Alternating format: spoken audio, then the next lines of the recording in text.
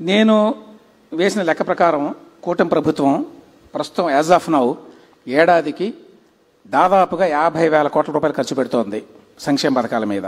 ఎందుకంటే అందులో బాహుబలి స్కీము ఉన్నది, ఎక్కువనే పెడుతున్నాం. అంటే మీరు ఈ 4-5 స్కీములే, ఇంకా చిన్న చిన్నవి చాలా ఉన్నాయి.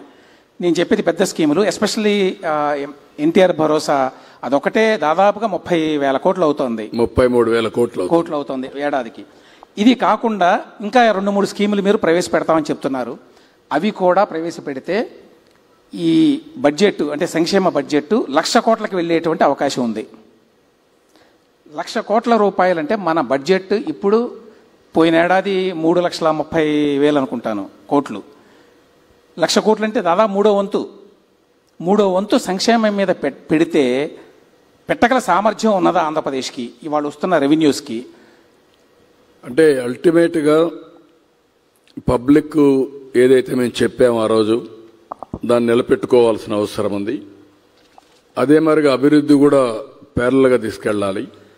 అందుకే అభివృద్ధికి నిధుల కొరత లేకుండా అనేకమైనటువంటి వినూత్న కార్యక్రమాలు ఆలోచిస్తున్నాం. ఈరోజు పీపీపీ మోడల్స్ ఉన్నాయి. ప్రపంచం మొత్తం ఫాలో అయ్యేది పీపీపీ మోడల్సే ఫాలో అవుతున్నారు. ఒక ఎయిర్పోర్ట్, ఒక పోర్ట్, ఒక రోడ్, ఒక టెలికాం, ఒక పవర్, ఒక కాలేజ్, అన్నిట్లో. దీనివల్ల 2 విధాల లాభం ఏంటంటే సంపద సృష్టించబడుతుంది, ప్రజలకు మెరుగైన వస్తువులు వస్తాయి, ప్రభుత్వానికి ఆదాయం పెరుగుతుంది, పెరిగిన ఆదాయాన్ని మళ్లీ సంక్షేమ కార్యక్రమాలు ఖర్చు పెట్టే పరిస్థితి వస్తుంది. అందుకే ఒకప్పుడు ఈజ్ ఆఫ్ డూయింగ్ బిజినెస్ అన్నాం, ఇప్పుడు స్పీడ్ ఆఫ్ డూయింగ్ బిజినెస్ గురించి మాట్లాడుతున్నాం. ఎవరైనా ఒక్కసారి అప్లికేషన్ పెడితే 100% అన్ని క్లియరెన్సెస్ అన్నీ ఇచ్చే బాధ్యత తీసుకుంటున్నాం. అదే మరిగా రాబోయే రోజుల్లో అవసరమైతే ఎవరైతే పెట్టుబడులు పెడతారో వాళ్ళు పెట్టుబడులు పెట్టిన తర్వాత వాళ్ళు కట్టే ట్యాక్సుల నుంచే వాళ్ళకి ఇవ్వాల్సిన ఇన్సెంటివ్స్ ఇస్తాం. ఆదాయం వస్తుంది, ఆదాయం నుంచే వాళ్ళకు మళ్ళీ ఇస్తాం, కొంత ఆదాయం మనకు డబ్బులు మిగిలే పరిస్థితి వస్తుంది.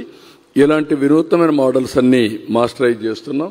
నాకు ఏమాత్రం అనుమానం లేదు, మీరే చూడబోతున్నారు. ఇవన్నీ చేస్తాం సార్. 95-2004 మధ్యకాలంలో మీరు పూర్తిగా డెవలప్మెంట్ ఎజెండా మీద దృష్టి పెట్టారు.